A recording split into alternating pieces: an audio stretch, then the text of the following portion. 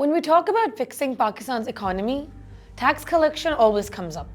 But the debate usually goes in the wrong direction. We argue about tax rates, exemptions, and new laws, while ignoring the more uncomfortable question: who collects taxes and how?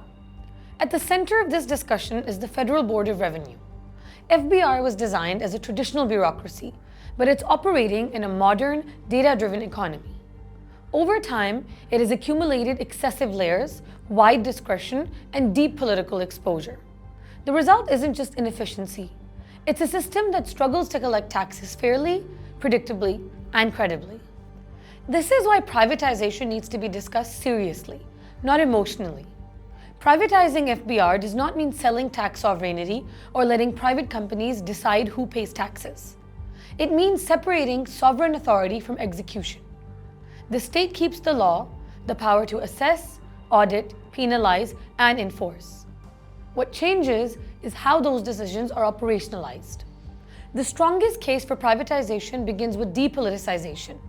In Pakistan, postings, transfers, and enforcement priorities are rarely neutral. Tax administration becomes vulnerable to pressure. Who gets audited, who gets relief, who gets ignored. This isn't a moral failure of individuals. It's a structural flaw. When discretion is high and systems are weak, politics inevitably enters the process.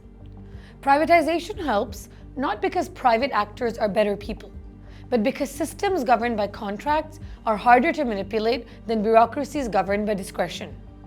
You can pressure an officer. You can't transfer a contract for refusing to comply. Performance clauses, audits, penalties, and termination rights create insulation that civil service rules simply don't. The most immediate and least controversial area for privatization is technology. Modern tax collection depends on data integration, analytics, risk profiling, invoice matching, and real-time monitoring.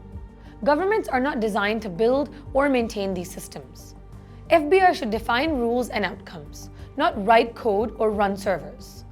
When IT is privatized under strict oversight, discretion shrinks and transparency increases automatically. Next is the taxpayer interface.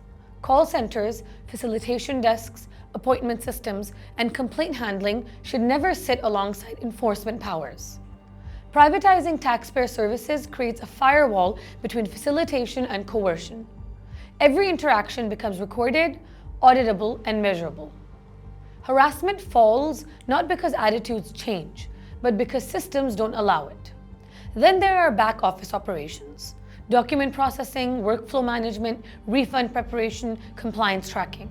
These functions add cost and delay without adding sovereignty. Keeping them inside FBR bloats the institution and diffuses accountability. Private operators can deliver these services faster, cheaper, and under measurable service level agreements, while final decisions remain with the state. A more careful but still necessary discussion is around tax arrears recovery. Privatization here should be narrow and tightly controlled. Only already assessed, undisputed, and old arrears should qualify. Private agents shouldn't be limited to communication and payment arrangements with zero coercive powers. Calls recorded, fees capped, complaints tracked. Abuse punished instantly through contract termination. This model recovers revenue while protecting citizens, something the current system struggles to do. What must never be privatized is assessment authority, audit decisions, penalties, prosecution, asset attachment, sealing, or adjudication. These are core state powers. Privatization works only if these red lines are legally enforced and publicly understood. To make this viable in Pakistan, sequencing matters. You don't outsource first and regulate later. You build a small, professional oversight unit that manages contracts, audits performance, enforces data security, and reports transparently. Without that, privatization would fail, just like past reforms failed. The deeper point here is not efficiency alone, it's credibility. A depoliticized, system-driven tax administration changes behavior. Businesses formalize, compliance rises, trust improves. Not because taxes are lower, but because the system feels predictable and fair.